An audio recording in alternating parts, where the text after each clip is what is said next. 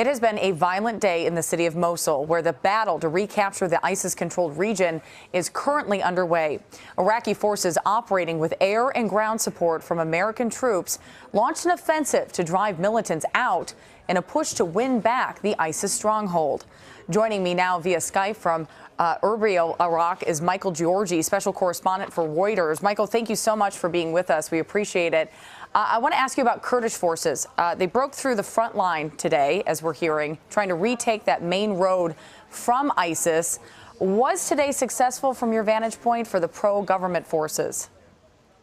Well, it's still very early on. The Kurds are basically started some action south of Mosul, but there hasn't been very heavy fighting, and it's not expected for about another 5 to 6 days. The Kurds are expected to hold positions so that civilians fleeing Mosul will have a safe place to stay. So I don't think they'll be leading this charge, and it'll be Iraqi forces and counterterrorism forces that'll be taking up most of the heat.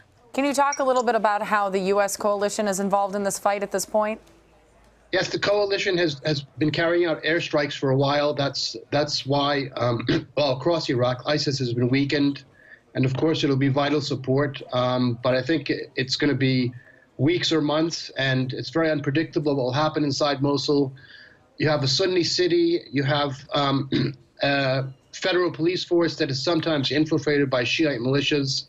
So the big challenge will be not only taking Mosul, but making sure there'll be no sectarian tensions afterwards. And if they manage to do that, then there's a chance for better stability in Iraq. But it's very volatile. You have the UN warning that ISIS could take hostages, a human shield. So it's still very uncertain, and it's very early at the moment.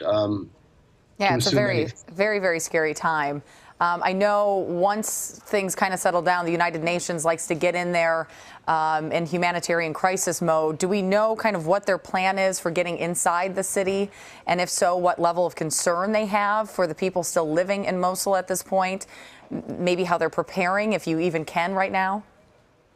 Well, the problem for the United Nations is a lot of the aid money is going to Syria for these kinds of activities that they're undertaking.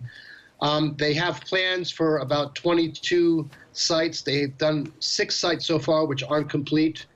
They don't have the money they need because of, for various reasons, donors haven't given money. So they're on sort of a shoestring budget. And for the moment, they're not planning to go into Mosul. They're going to be outside. The situation is too volatile. So I don't think, they're confident that everything will automatically go smoothly. Yeah, very tough times there. Michael Georgi in Iraq for us. Thank you so much for joining us. Thank you.